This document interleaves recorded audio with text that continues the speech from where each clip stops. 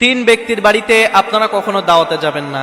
এই তিন ব্যক্তির বাড়িতে যদি আপনারা দাওয়াতে যান তাহলে আপনারা মারাত্মক বিপদের ভিতরে পড়ে যাবেন, মারাত্মক ক্ষতির ভিতরে পড়ে যাবেন। কোন তিন ব্যক্তি এবং কেন যাব না? এক নম্বরে, যে সমস্ত পরিবারের মানুষ খাওয়ার দিয়ে খোটা দেয় ওই সমস্ত পরিবারে আপনারা কখনো যাবেন না। দাওয়াত দিলেও আপনারা তাদের বাড়িতে খাবেন না। অনেক মানুষ আছে দেখবেন যে খাওয়ার দেয় ঠিকই, খাওয়ার দিয়ে খোটা দেয়, তোকে আমরা এই খাওয়াইয়েছি, তোকে এই খাইয়েছি, তোকে আমরা এই দিয়েছি ওই দিয়েছি, আমি না থাকলে তুই ওই দিন মারাই যেতিস, বা আমি না থাকলে তুই ওই দিন ওই বিপদ থেকে উদ্ধার করতে পারতেছিস না, আমি খাওয়াইছি বিদায় তুই খেতে পারিস। এরকম অনেক মানুষ রয়েছে, মানুষদেরকে হর হামেশায় দাওয়াত দিয়ে খাওয়ায় এবং খোটা দেয়।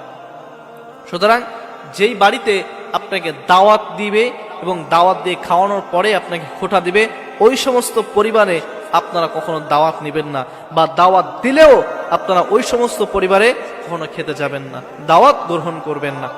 দুই নম্বরে, যে সমস্ত পরিবারের ইনকাম হারাম, যে সমস্ত পরিবারের ইনকাম হারাম ওই সমস্ত পরিবারে আপনারা দাওয়াত দিলেও সে দাওয়াত কখনো গ্রহণ করবেন না।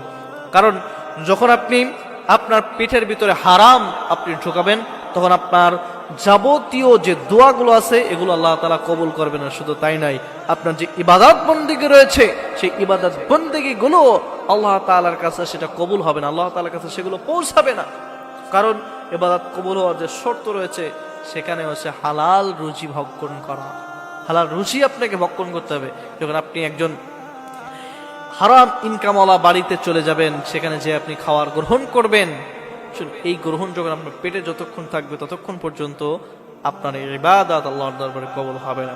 এজন্য যেই বাড়ির ইনকাম টোটালি হারাম, অন্যায় পথে অবৈধ পথে তার বাড়িতে ইনকাম আসতেছে, এটা জানার পরে আপনি কখনো ওই বাড়িতে দাওয়াত দিলেও সেই দাওয়াত গ্রহণ করবেন না, কখনো যাবেন না।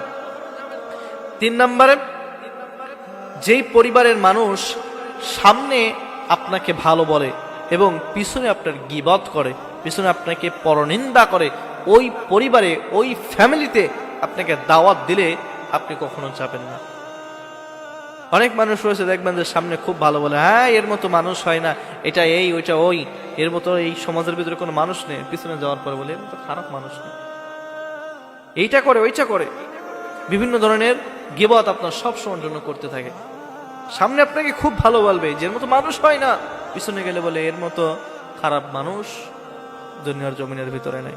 অনেক মানুষ রয়েছে এরকম, দেখবেন সামনে আপনার ভালো বলবে, পিছনে গেলেই খারাপ বলবে। এইরকম বাড়িতে আপনি ভুলেও কখনো দাওয়াত অ্যাটেন্ড করবেন না, দাওয়াত দিলেও সে দাওয়াত কখনো আপনি কবুল করবেন না, গ্রহণ করবেন না। তাহলে কয় বাড়িতে বললাম? তিন বাড়িতে কখনো আপনি দাওয়াতে যাবেন না বা দাওয়াত গ্রহণও করবেন না।